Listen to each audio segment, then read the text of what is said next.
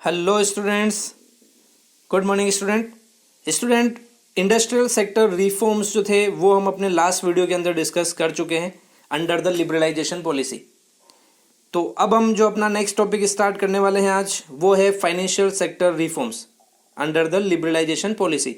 यानी industries sector के अंदर या इंडस्ट्रियल सेक्टर के अंदर क्या क्या रिफॉर्म्स हुए थे अंडर लिबरलाइजेशन, वो हमने डिस्कस कर लिए। अब हम देखेंगे फाइनेंशियल सेक्टर्स के अंदर यानी बैंक्स, एफडीज वगैरह, इन सारी फील्ड्स में क्या क्या फाइनेंशियल सेक्टर रिफॉर्म जो है हमारे को देखने को मिले हैं। तो स्टार्ट करते हैं अपना topic, financial sector reforms. The financial sector includes the banking and the non banking financial institutions, second the stock exchange market and the third foreign exchange market. Financial sector reforms के अंदर इन तीन sectors को include किया गया है। First sector है आपका banking and non banking financial institution. Banking में जितने भी बैंक्स हैं, चाहे वो प्राइवेट बैंक्स हों चाहे वो नेशनलाइज बैंक्स हों, वो सभी आते हैं। नॉन बैंकिंग फाइनेंशियल इंस्टीट्यूशंस के अंदर जैसे आपके ICICI, HDFC, IDBI, SIDBI, NABARD, ये सारी ऑर्गेनाइजेशंस आती हैं जो बैंकिंग के अलावा दूसरे वर्क जो हैं उसमें इंडस्ट्रियल रिफॉर्म्स में या एग्रीकल्चर रिफॉर्म्स के अंदर या एग्रीकल्चर सेक्टर्स को लोन प्रोवाइड करने से रिलेटेड एक्टिविटीज़ में इन्वॉल्व हैं, वो आते हैं। सेकेंड आता है आपका स्टॉक एक्सचेंज। स्टॉक एक्सचेंज आप सभी जानते हैं जहाँ पर शेयर्स, डिबेंचर्स और वेरियस टाइप की सिक्योरिटीज़ की ट्रेडिंग होती है, वो होता है हमारा स्टॉक एक्सचेंज। और थर्ड है हमारा फॉरेन एक्सचेंज मार्केट।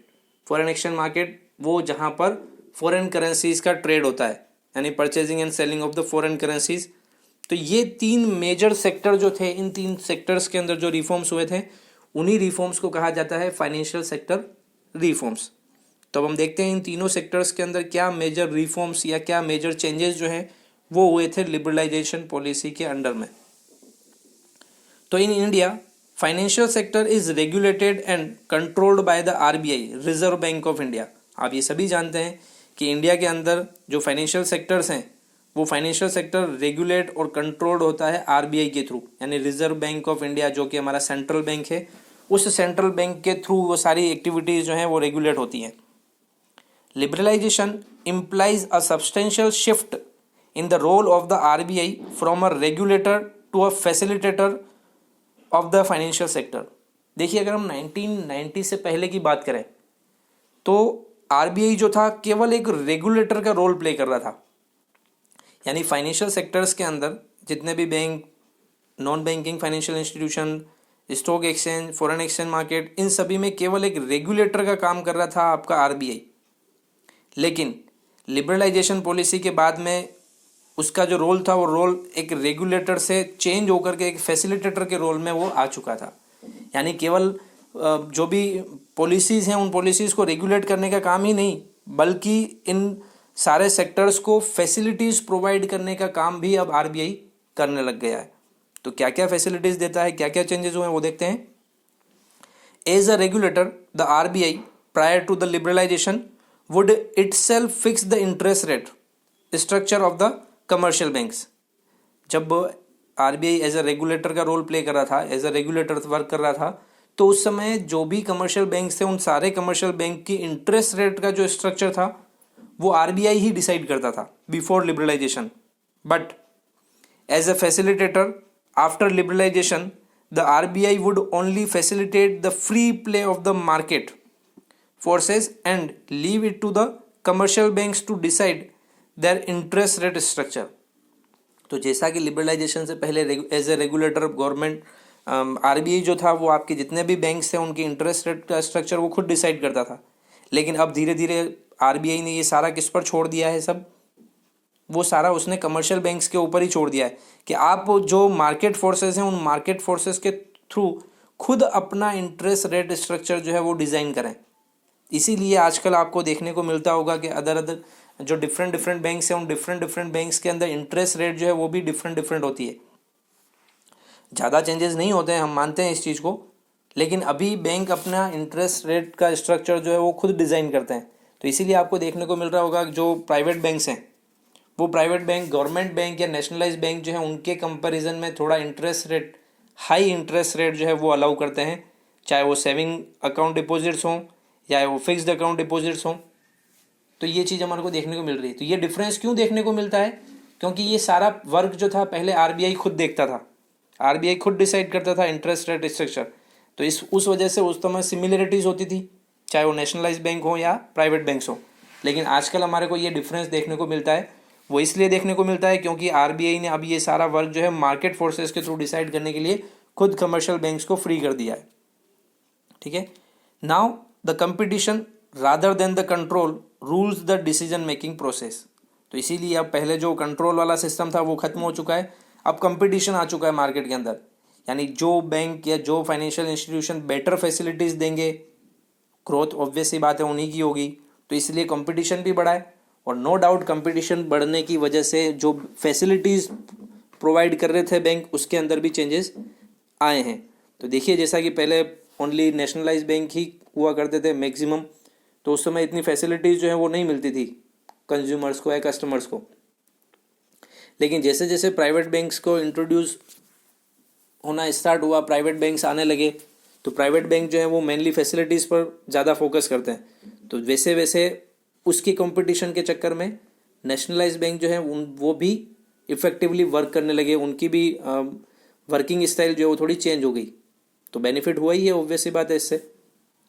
फिर आगे दे रखा है, free play of the market forces has led to the emergence of the private bankers both domestic as well as the international in the Indian banking industry. ये चीज़ मैं ऑलरेडी बोल चुका हूँ आपको कि पहले नेशनलाइज बैंक ही ज़्यादा हुआ करते थे, प्राइवेट बैंक्स बहुत कम थे। लेकिन free play of the market forces की वजह से या उनको फ्रीडम मिलने की वजह से प्राइवेट बैंक जो है धीरे धीरे इंक्रीज़ होने लगे हैं, और इंक्रीज़ होने के साथ साथ में उनके थ्रू जो फैसिलिटीज़ दी जा रही हैं वो फैसिलिटीज़ भी इंक्रीज़ होने लगी हैं। तो अब धीरे धीरे लोगों का इंटरेस्ट जो है वो प्राइवेट बैंक्स की तरफ बढ़ चुका है। Liberalisation has also allowed FII की फुल फॉर्म होती है foreign institutional investors to invest in the Indian financial market. Foreign institutional investors होते हैं like merchant banker, mutual funds and the pension funds also etcetera. FIIs क्या होते हैं? जो foreign का पैसा जो है वो इंडियन मार्केट के अंदर इन्वेस्ट करते हैं, इसीलिए इनको कहा जाता है फॉरेन इंस्टीट्यूशनल इन्वेस्टर्स। हम ये कहें कि अगर हमारे को फॉरेन कंट्री में पैसा इन्वेस्ट करना है या बाहर के किसी फॉरेनर को इंडियन कंट्री के अंदर पैसा इन्वेस्ट करना है, तो उसके लिए उसको कुछ मीडिएटर्स की रिक्वायरमेंट होगी, कुछ मीडिएटर की रिक्वायरमेंट होगी, और वो मीडिएटर ही होते हैं फॉरेन इंस्टीट्यूशनल इन्वेस्टर्स, जो वेरियस स्कीम्स के थ्रू बाहर का पैसा अपने इंडियन मार्केट में इन्वेस्ट करते हैं, या ये कहें कि इंडियन मार्केट का पैसा बाहर के मार्केट में इन्वेस्ट करते हैं। तो इसकी वजह से भी कि जो बाहर के इन्वेस्टर्स हैं उनको इंडियन मार्केट में अपना पैसा इन्वेस्ट करने का मौका मिला। तो FIIs में मर्चेंट बैंकर, म्यूचुअल फंड्स और पेंशन फंड्स और वेरियस टाइप के जो फंड्स हैं उनके थ्रू मार्केट के अंदर इन्वेस्टमेंट जो है वो इंक्रीज हुआ है। Consequence upon these changes the financial sector in India has shown as a multi dimensional growth and is playing a significant role in the growth of the development of the economy। और जैसे जैसे ये financial sectors के अंदर ये reforms हुए हैं, बाहर से भी पैसा हमारे इंडिया के अंदर इन्वेस्ट होने लगा है, वैसे वैसे जो है हमारा फाइनेंशियल सेक्टर जो है वो स्ट्रॉन्ग होता गया है और इंडिया की GDP को ग्रोथ देने में भी हेल्प कर रहा है। अभी आप अगर करंट मार्केट कंडीशन देखें, शेयर मार्केट की अगर कंडीशन देखें अभी, तो अभी जो अपना स्टॉक मार्केट है वो करीब पिछले 4-5 सालों का जो हाईएस्ट है उस हाईएस्ट पर वर्किंग कर रहा है अभी। यानी अभी स्टॉक मार्केट जो है फुल फ्लैश पूरा मतलब जोश के साथ में, या हम कहें अभी उसमें इतना इन्वेस्टमेंट बढ़ चुका है कि स्टॉक मार्केट जो है अभी प्राइजेस उसकी हाई चल रही है। तो ये सब किसकी वजह से हो रहा है? ये सब लिबरलाइजेशन की वजह से ही हो रहा है कि हमने बाहर के लोगों को भी इन्वाइट कर दिया कि आप भी हमारे यहाँ पर पैसा इन्वेस्ट कर सकते हैं। तो इन सभी की वजह से हमारे यहाँ पर इन्वेस्टमेंट जो है वो इंक्रीज हुए हैं। ठीक है स्टूडेंट, तो ये हमने देख लिया फाइनेंशियल सेक्टर जो रिफॉर्म्स था वो। अब फाइनेंशियल सेक्टर रिफॉर्म्स में अगर हम बात करें डीमोनेटाइजेशन की, आप सभी को पता है डीमोनेटाइजेशन, क्योंकि आप सभी लोग डीमोनेटाइजेशन को फेस कर चुके हैं। मोदी जी ने, हमारे honourable prime minister mister Narendra Modi ने 8 नवंबर 2016 को, आई थिंक मैं सही जा रहा हूँ, 8 नवंबर ही थी वो डेट या 8 अक्टूबर थी, 8 नवंबर थी, हाँ 8 नवंबर 2016 को हमारे प्राइम मिनिस्टर मोदी जी ने डीमोनेटाइजेशन किया था। आप सभी को पता चल चुका होगा डीमोनेटाइजेशन क्या था। उस समय गवर्नमेंट ने या हमारे मोदी जी ने 500 रुपीज़ और 1000 रुपीज़ के नोट जो थे, जो लीगल करेंसी थी, उसको बंद कर दिया था। यानी after 8 November 2016 the legal currency rupees 500 note and 1000 note will not be in the circulation। तो इस सारी करेंसी को उन्होंने ख़त्म करके उसकी जगह पर नए नोट जो हैं वो इशू किए थे। तो ये जो प्रोसेस था इसी को हम कहते हैं डीमोनेटाइजेशन। तो अब ये डीमोनेटाइजेशन जो है वो भी हमारा इकोनॉमिक रिफॉर्म्स 1991 का एक पार्ट हम कह सकते हैं इसको। नो डाउट ये 1991 के अंदर नहीं हुआ था, लेकिन जो ये डीमोनेटाइजेशन हुआ था 2016 के अंदर, वो भी इकोनॉमिक रिफॉर्म्स का ही एक पार्ट है। तो इस चीज़ के बारे में आप बहुत ज़्यादा पढ़ चुके हैं, डिस्कस कर चुके होंगे, और आपने तो इस लाइफ को जिया भी है कि डीमोनेटाइजेशन के टाइम पर क्या क्या चेंजेस जो हैं हमारे को इकोनॉमी के अंदर देखने को मिले हैं। फिर भी टॉपिक है हमारा तो इसको डिस्कस कर ही लेते हैं कि क्या था डीमोनेटाइजेशन, क्योंकि उस समय आपने इसको वैसे रियलिटी में देखा है डीमोनेटाइजेशन में क्या कंडीशन थी। अब इसको हम थोड़ा थ्योरेटिकली पढ़ भी लेते हैं। तो देखिए demonetisation introduce in 2016 is closely related to the financial sector reforms. Let us understand its concept and the consequences in the context of the Indian economy। वैसे तो हमने डीमोनेटाइजेशन का मतलब, जो डीमोनेटाइजेशन जो है वो फाइनेंशियल सेक्टर रिफॉर्म्स हैं। तो अब इसका जो हमारा फाइनेंशियल सेक्टर रिफॉर्म्स है उसके अंदर इसका क्या कंट्रीब्यूशन है वो देख लेते हैं। कंट्रीब्यूशन हम देखें उससे पहले हमारे को समझना जरूरी है कंसेप्ट ऑफ द डीमोनेटाइजेशन। देखते हैं क्या कंसेप्ट है, क्या मीनिंग है। Demonetisation is a policy actions of the government that withdraw the status of the legal tender from the existing currency. Once the status of the legal tenders is withdrawn the existing currency, the currency notes are reduced money to the piece of the paper. The notes lose their acceptance as in the medium of exchange, or they lose their power of the buying goods and services in the market। तो demonetisation का मतलब ये है कि जो legal currency थी या legal tender जिसको हम कहते हैं, वो लीगल टेंडर जो है वो 2016 8 नवंबर के बाद में अपना जो एग्जिस्टेंस है वो उनका खो चुके थे। यानी वो करेंसी जो है वो बंद हो चुकी थी। अब उस करेंसी के थ्रू हम मार्केट से ना तो कोई गुड्स परचेज कर सकते हैं ना कोई सर्विस परचेज कर सकते हैं। यानी किसी भी पेमेंट के बदले में, यानी एक मीडियम ऑफ एक्सचेंज के रूप में जो पहले करेंसी यूज होती थी वो अब करेंसी बंद हो चुकी है। इसी को कहा जाता है demonetisation. It is on November 8, 2016, देखिए डेट आ गई है November 8, 2016, that the government of India announce the demonetisation of the currency notes of ₹500 and 1000। 8 नवंबर 2016 को गवर्नमेंट ऑफ इंडिया ने 500 रुपये और 1000 रुपये के नोट्स को बंद कर दिया था, उनका डीमोनेटाइजेशन कर दिया था। The people were required to deposit the demonetised currency notes with the banks within a period of 2 months। और इसके अंदर क्या हुआ था कि आप सभी को पता है कि 2 महीने के अंदर जिन जिन लोगों के पास में 500 रुपये और 1000 रुपये के जितने भी नोट थे वो सभी उनको बैंक्स के अंदर डिपॉजिट करवाने के लिए बोला गया। The person were required to deposit the demonetised currency notes with the bank within a period of 2 months। The demonetised notes were replaced by the new currency notes of ₹500 and 2000। और फिर बाद में उन 500 रुपये और 1000 रुपये के note जो बैंक में डिपॉजिट किए जाएंगे उनके बदले में उनको new currency notes of ₹500 and 2000 rupees जो हैं उसके थ्रू रिप्लेस कर दिया जाएगा।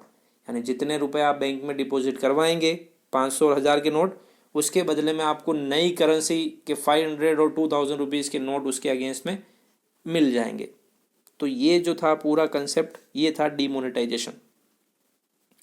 अब हम बात करते हैं कि ये डीमोनेटाइजेशन करने के पीछे मेन पर्पस क्या था, क्यों गवर्नमेंट ने 500 और 1000 रुपये के जो पुराने नोट्स थे उनको बंद करके उनकी जगह पर नए नोट इशू कर दिए, जबकि अच्छा खासा चल रहा था 500 और 1000 के नोट। तो क्यों गवर्नमेंट ने ऐसा किया, तो देखते हैं बेसिक पर्पस।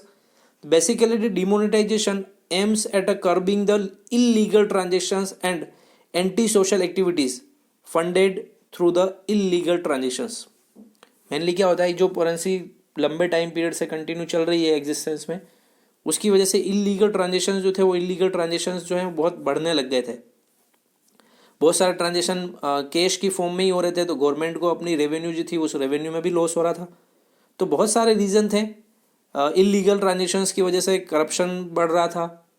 टेररिस्ट एक्टिविटीज़ जो थी वो टेररिस्ट एक्टिविटीज़ बढ़ रही थी क्योंकि उस करेंसी के थ्रू उनको फंडिंग हो रही थी। तो बहुत सारी प्रॉब्लम थी।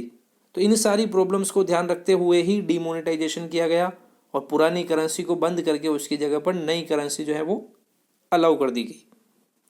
द प्रिंसिपल मेरिट्स अगला टॉपिक है हमारा। फ़ायदा क्या हुआ डीमोनेटाइजेशन का।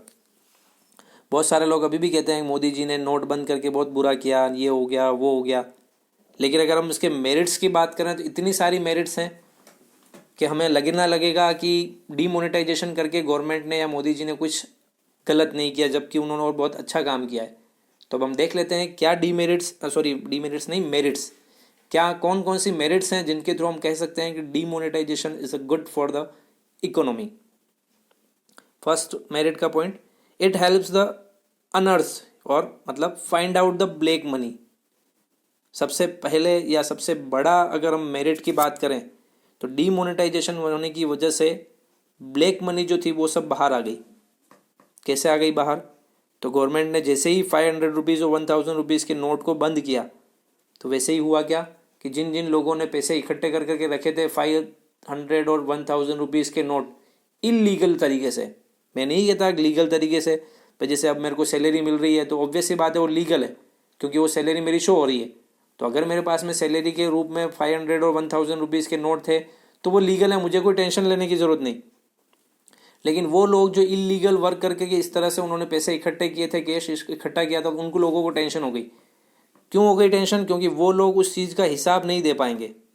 अगर इलीगल एक्टिविटी से कोई भी अगर अर्निंग की है उन्होंने तो उसका उनके पास में कोई हिसाब किताब नहीं है कि वो पैसा उनके पास कहाँ से आया।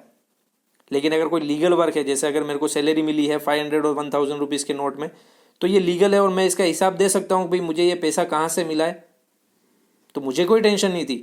टेंशन किसको हुई? उन लोगों को जिनके पास में इलीगल तरीके से कमाया हुआ पैसा बहुत पड़ा था, क्योंकि अब लोग वो उसका हिसाब नहीं दे सकते कि पैसा उनके पास में कहाँ से आया, तो उन लोगों को प्रॉब्लम हुई। तो फ़ायदा तो हुआ कि ब्लैक मनी जितनी भी थी वो बाहर आ गई। फिर देखते हैं second merit, the reduction of the black money leads to the shrinking of the shadow economy and economy with the unrecorded production activities and the tax aviation.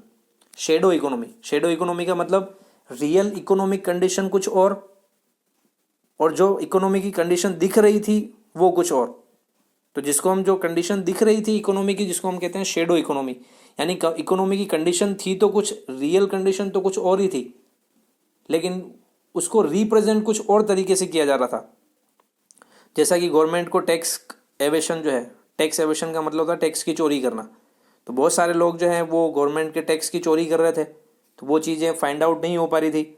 चोरी कर करके पैसा उन्होंने इलीगल तरीके से इकट्ठा कर लिया, और जैसे ही गवर्नमेंट ने डीमोनेटाइजेशन किया तो उनका सारा जो ब्लैक मनी था वो बाहर आ गया, क्योंकि अब उनको उस नोट, उन 500 और 1000 रुपीज़ के नोट को कन्वर्ट कराना पड़ा। और कन्वर्ट कराते वक्त फिर उनसे हिसाब मांगा गया कि भाई बताइए आपके पास ये इतना अमाउंट कहाँ से आया, तो उस केस में वो लोग फंस गए।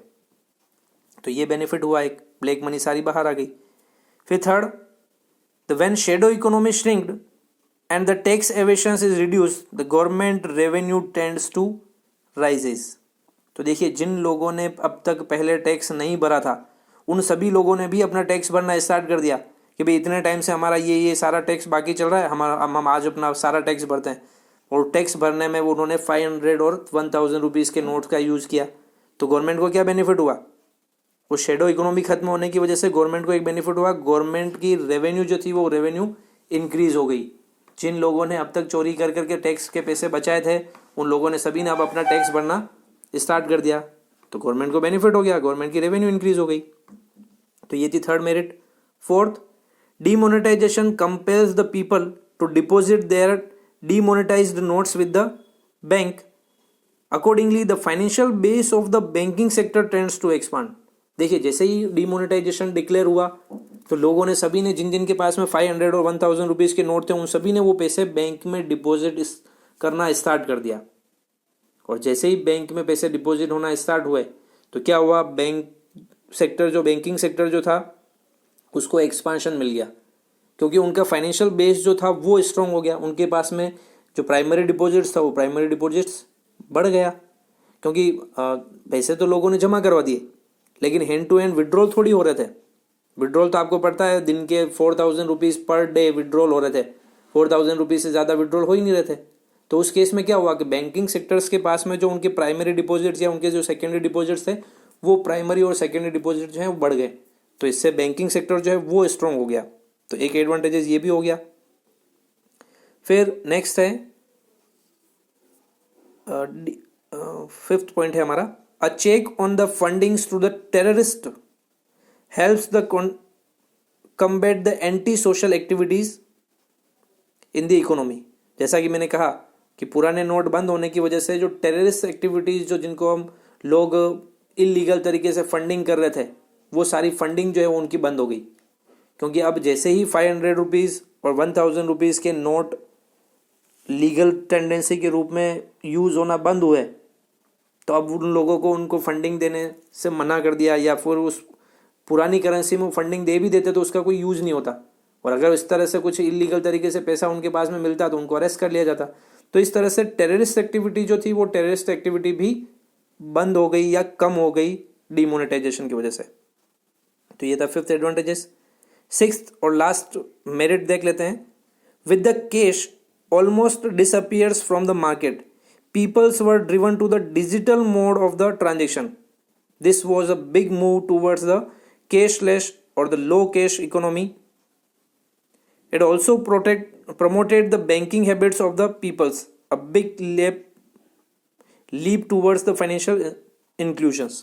देखिए एक बेनिफिट ये भी हुआ, हम कब से चिल्ला रहे थे, हम मतलब गवर्नमेंट कब से चिल्ला रही थी डिजिटल इंडिया, डिजिटल इंडिया, ये इंडिया वो इंडिया, कि हमें अपने ट्रांजेक्शन जो है वो इलेक्ट्रॉनिक मोड्स के थ्रू करने चाहिए, डिजिटल मोड के थ्रू करने चाहिए, कैश का यूज़ कम से कम करना चाहिए। तो अब किसी को समझ में नहीं आया। लेकिन जैसे ही गवर्नमेंट ने डीमोनेटाइजेशन किया तो सब लोग, अब क्या हो गया कि मैक्सिमम जो हमारे ट्रांजेक्शन थे वो डिजिटल मोड में कन्वर्ट हो गए। यानी अब हम कैश का यूज़ कम करने लग गए और मैक्सिमम ट्रांजेक्शन जो है हम इलेक्ट्रॉनिक फॉर्म के अंदर ट्रांसफ़र करके करने लग गए। गूगल पे, पेटीएम, फ़ोनपे, बहुत सारी एप्लीकेशंस जो हैं वो आ गई जिसके थ्रू हम पेमेंट करने लगे। क्योंकि आपको पता है, जैसा मैंने कहा ना, 4,000 रुपीज़ पर डे से ज़्यादा विड्रॉल नहीं हो रहा था उस समय डीमोनेटाइजेशन के टाइम पर। तो अब 4,000 रुपये ही दिन के निकलेंगे तो बंदा पेमेंट कैसे करेगा वेरियस ट्रांजेक्शन का। तो उसने क्या किया कि अपने डिजिटल मोड को फॉलो कर लिया। सभी ने डिजिटल मोड के थ्रू अपने बैंक से ही पैसे ट्रांसफ़र करना स्टार्ट कर दिए। तो दो चीज़ें हुई इससे। एक तो ये कि कैश के थ्रू अगर वो पेमेंट कर रहे थे तो वो इलीगल ट्रांजेक्शन्स में भी बहुत सारा पेमेंट हो रहा था जिसका कोई रिकॉर्ड ही नहीं था। लेकिन जैसे ही डिजिटल मोड के थ्रू पेमेंट्स होने लगे, ऑनलाइन ट्रांसफर्स होने लगे, तो सारी चीज़ें गवर्नमेंट के रिकॉर्ड में आने लग गई कि भाई कितना अमाउंट जो है किस पर्पज़ के लिए ट्रांसफ़र किया गया है, किसने किया है, किसको किया है, ये सारी रिकॉर्ड्स गवर्नमेंट के पास में आने लग गई। तो इससे इलीगल एक्टिविटीज़ जो थी और टेररिस्ट फंडिंग वाली जो सारी एक्टिविटीज़ थी वो भी ख़त्म हो गई। प्लस डिजिटल इंडिया का जो एक मिशन चल रहा था, वो डिजिटल इंडिया का मिशन भी धीरे धीरे फुलफिल होने लग गया। तो देखा स्टूडेंट आपने डीमोनेटाइजेशन के कितनी सारी मेरिट्स जो हैं वो अपने को देखने को मिली। लेकिन फिर भी लोग कहते रहे कि मोदी जी ने नोट बंद करके अच्छा नहीं किया। वो वही लोग थे जिनके पास में इलीगल पैसा, 2 नंबर का पैसा या ब्लैक मनी जो थी वो बहुत ज़्यादा थी, उन लोगों को सबसे ज़्यादा टेंशन हुई। लेकिन उन लोगों को कोई टेंशन नहीं हुई जो अपना सारा काम ईमानदारी से कर रहे थे, टाइम टू टाइम गवर्नमेंट को टैक्स पे कर रहे थे, अपने सारे रिकॉर्ड्स रख रहे थे, अपने फाइनेंशियल ट्रांजेक्शन्स का रिकॉर्ड रख रहे थे। उन लोगों को कोई टेंशन नहीं थी, वो तो आराम से नींद निकाल रहे थे। नींद उनकी उड़ी जिनके 2 नंबर के काम थे। ठीक है स्टूडेंट, चलिए अब एक छोटा सा टॉपिक और बच रहा है इसी डीमोनेटाइजेशन के डीमेरिट्स का। नो डाउट हमने इतने सारे मेरिट्स के पॉइंट डिस्कस किए, लेकिन फिर भी डीमोनेटाइजेशन की कुछ डीमेरिट्स भी थी। तो क्या क्या वो डीमेरिट्स थी वो देख लेते हैं। तो फर्स्ट पॉइंट है डीमेरिट का, in an under developed economy like India the people are used to cash transaction. With the demonetisation peoples are stripped to the या deprived of the cash in hand. It impairs the impairs to disturb their routine transactions and therefore their normal their normal living. Thus, the demonetization in 2016 led to the serious social choose और unrest in India. देखिए छोटी सी बात, हम जानते हैं कि अपना India जो है वो एक डेवलपिंग कंट्री है, या इंडियन इकोनॉमी जो है वो एक अंडर डेवलप्ड इकोनॉमी है, जहाँ पर मैक्सिमम ट्रांजेक्शन जो होते हैं वो कैश के थ्रू ही होते हैं. लोगों को एक तो पहली चीज़ ये कि वो डिजिटल ट्रांजेक्शन्स करना पसंद नहीं करते हैं, क्योंकि वहाँ पर फ्रॉड होने के चांसेस बहुत ज़्यादा होते हैं, ऐसा लोग मानते हैं. लेकिन अगर आप सेफ ट्रांजेक्शन्स कर रहे हैं तो इसमें कोई दिक्कत वाली बात नहीं, लेकिन फिर भी लोग उसमें थोड़ा कम इंटरेस्ट लेते हैं, क्योंकि वहाँ पर ऑनलाइन फ्रॉड होने के चांसेस बढ़ जाते हैं इसलिए. दूसरा, इंडिया इतना एजुकेटेड भी नहीं है लोग कि वो सारे ट्रांजेक्शन जो है डिजिटल पेमेंट्स के या डिजिटल मोड के थ्रू ही करें, गूगल पे, पेटीएम इनके थ्रू ही करें, या नेट बैंकिंग के थ्रू ही ट्रांजेक्शन्स करें. तो लोगों की जो रूटीन लाइफ थी वो बिल्कुल डिस्टर्ब हो चुकी थी, क्योंकि जिन लोगों ने आज तक कभी नेट बैंकिंग यूज़ नहीं की, डिजिटल मोड्स के थ्रू कभी पेमेंट नहीं किया, उन लोगों को भी डिजिटल मोड्स या ऑनलाइन ट्रांजेक्शन्स के थ्रू या नेट बैंकिंग के थ्रू पेमेंट करना पड़ रहा था, पेमेंट रिसीव करना पड़ रहा था. तो उनकी जो डेली रूटीन लाइफ थी वो बिल्कुल डिस्टर्ब हो चुकी थी.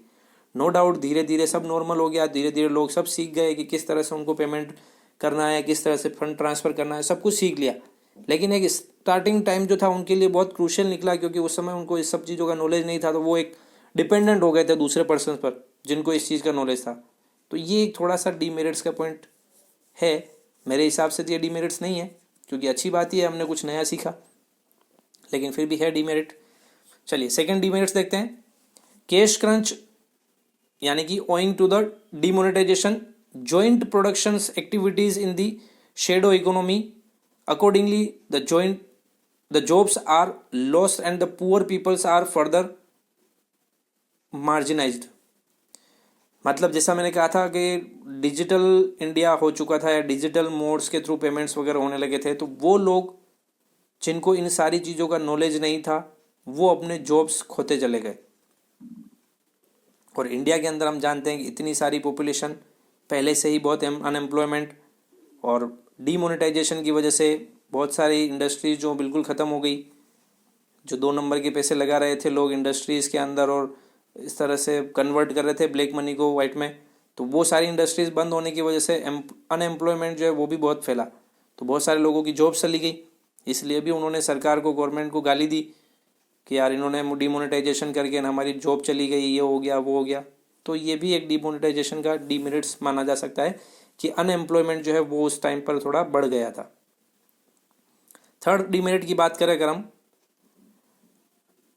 Jolt to the production activity in the shadow economy invariably hurts the overall level of the economic activity including the production, consumption and investment in the economy. The economy starts facing the slow down at the macro level. The progress of the slowdown or the process of the slowdown is often a long drawn process, as it tends to the accumulate the over time. India is yet to the recover from the slowdown triggered by the demonetization in 2016. बहुत सारे लोगों का ये भी मानना है कि demonetisation की वजह से इकोनॉमी के अंदर एक स्लो डाउन आ गया था, क्योंकि जैसा कि हमने अभी ऊपर वाले पॉइंट में डिस्कस किया था कि डीमोनेटाइजेशन की वजह से बहुत सारी इंडस्ट्रीज बंद हो गई, बहुत सारे लोगों को अपने जॉब से हाथ धोना पड़ा, जॉब से उनको निकाल दिया गया. तो इसकी वजह से क्या हुआ कि इकोनॉमी के अंदर सारी चीज़ें जो अफेक्ट हुई, चाहे वो कंजम्पशन हो, चाहे वो इन्वेस्टमेंट हो, चाहे वो प्रोडक्शन हो. फर्म्स बंद होने की वजह से प्रोडक्शन बंद हो गया, प्रोडक्शन बंद होने की वजह से लोगों की जॉब्स चली गई, इनकम लेवल कम हो गया, इनकम लेवल कम होने से उनका कंजम्पशन लेवल कम हो गया, उनकी जितनी भी अर्निंग्स थी वो सारी खत्म होने लगी, सेविंग्स खत्म होने लगी, तो इन्वेस्टमेंट का जो लेवल था वो भी रिड्यूस हुआ. तो ओवरऑल अगर हम देखें तो इन सारी चीज़ों की वजह से इकोनॉमी के अंदर एक स्लो डाउन जो है वो आ गया था. और लोग मानते हैं कि ये स्लो डाउन जो है अभी तक भी रिकवर नहीं हुआ है, जो 2016 में डीमोनेटाइजेशन की वजह से आया है. तो ये हो गई एक demerit. Second last demerit, fourth demerit. Nearly 90% of the workers in India is engaged in the informal economy और the unorganized sectors of the economy for their livelihood. India में करीब 90% पॉपुलेशन जो है वो अनऑर्गेनाइज्ड सेक्टर्स में लगी हुई है। अनऑर्गेनाइज सेक्टर का मतलब जिनका कोई मतलब सिस्टमेटिक एक प्रॉपर सिस्टम नहीं है, उस सेक्टर में वो जॉब करती हैं या एम्प्लॉयमेंट या अपने जीवन जीने के लिए उसमें लगी हुई हैं। And this segment of the economy is highly cash dependent and the cash sensitive.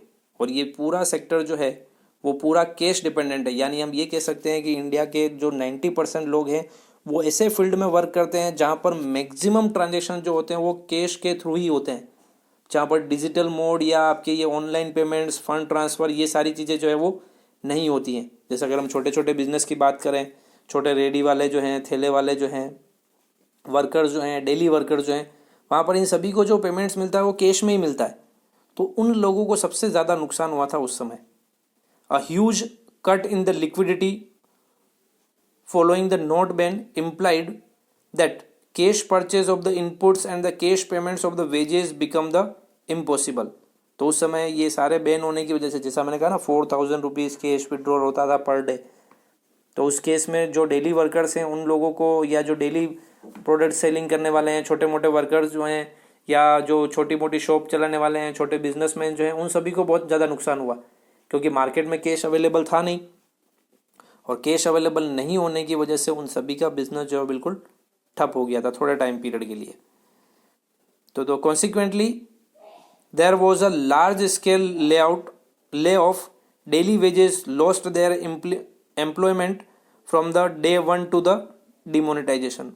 Demonetisation के फर्स्ट दिन से ही जो डेली वर्कर्स थे उनके जॉब्स जो थे या उनका जो एम्प्लॉयमेंट था वो छिन चुका था, क्योंकि मार्केट के अंदर कैश अवेलेबल नहीं था, और उस समय कैश में ट्रांजेक्शन करना बहुत ही मुश्किल हो चुका था, क्योंकि मार्केट में कैश अवेलेबल नहीं था। तो ये भी एक डीमेरिट है। चलिए लास्ट डीमेरिट जो है हमारा डीमोनेटाइजेशन का, वो डिस्कस कर लेते हैं कि क्या एक डीमेरिट और था। The exchange of the demonetised currency with the valid currency leads to the long queues at the bank. People feel hurt when they find it difficult to use their own money. Accordingly, the consumptions is lowered and the inducements of the invest is lost। अपने पैसे को लेने के लिए भी लोगों को लंबी लंबी लाइंस में लगना पड़ा। तो लोगों को लगा कि यार हमारा पैसा हमें लेना है, उसमें उसके लिए भी हमारे को लंबी लंबी लाइंस में लगना पड़ा, क्योंकि डिमोनेटाइजेशन के टाइम पर ज़्यादा अमाउंट जो है वो विड्रॉल नहीं हो पा रहा था, तो इसके लिए लोगों को लंबी लंबी कतारों में लगना पड़ा। एटीएम्स के अंदर जो नई करेंसी थी वो अवेलेबल नहीं थी, तो बहुत सारे लोगों को हर्ट हुआ इस चीज़ से कि भाई हमारे को अपना पैसा लेने के लिए ही इस तरह से लाइन में लगना पड़ रहा है, तो फिर इससे क्या मतलब डिमोनेटाइजेशन का। तो बहुत सारे लोगों ने इस चीज़ को लेकर के भी गवर्नमेंट के डिसीजन को क्रिटिसाइज़ किया कि अपना पैसा और वो भी लेने के लिए हमारे को इतनी इतनी लाइन में लगना पड़ रहा है। बहुत सारे केस तो ऐसे भी हुए कि लंबी लाइन में लगने की वजह से बहुत सारे लोग तो जिनकी डेथ भी हो गई, बीमार भी हो गए लोग। तो ये सारी चीज़ें जो है उस समय देखने को मिली थी। तो ओवरऑल बात करें, in short the demonetisations causes loss and the gain of the opportunities. It is very difficult to precisely the assess the net impact of the demonetizations over a short period of time. Nevertheless, the social unrest is an immediate the short period loss which peoples in India has successfully managed. तो overall अगर हम बात करें demonetisation की, तो इसके merits हैं या डीमेरिट्स हैं या इसका ओवरऑल इम्पैक्ट क्या हुआ है, इसको एक शॉर्ट टाइम पीरियड के अंदर बताना बहुत मुश्किल होगा। इसके जो भी इम्पैक्ट होंगे वो एक लंबे टाइम पीरियड के अंदर देखने को मिलेंगे। शॉर्ट इम्पैक्ट की अगर हम बात करें तो जो उस समय हमें को देखने को मिला वो शॉर्ट इम्पैक्ट में हम कह सकते हैं कि जो लोगों की जॉब चली गई, तो वहीं पर टेररिस्ट एक्टिविटी जो थी वो भी कम हो गई। तो बहुत सारे एडवांटेजेस डिसएडवांटेज थे, इनके अकॉर्डिंग हम कह सकते हैं कि डिमोनेटाइजेशन का फ़ायदा तो हुआ है, कुछ लॉस भी हुआ है, लेकिन ये छोटे टाइम पीरियड में या कम टाइम पीरियड में हम एग्जैक्टली नहीं बता पाएंगे कि हमारे को लॉस हुआ या प्रॉफिट हुआ। इसके लिए हमें थोड़ा वेट करना पड़ेगा। तो करते हैं वेट, और आप भी वेट कीजिए अगले वीडियो का। नेक्स्ट वीडियो में हम डिस्कस करेंगे अब अपने फिस्कल रिफॉर्म्स जो हैं उनके बारे में। 2 रिफॉर्म्स हम डिस्कस कर चुके हैं, industrial sector reforms and the financial reforms. अब हम अपने डिस्कस करेंगे अगले वीडियो में फिस्कल रिफॉर्म जो थे गवर्नमेंट के वो। ठीक है student, till then bye bye.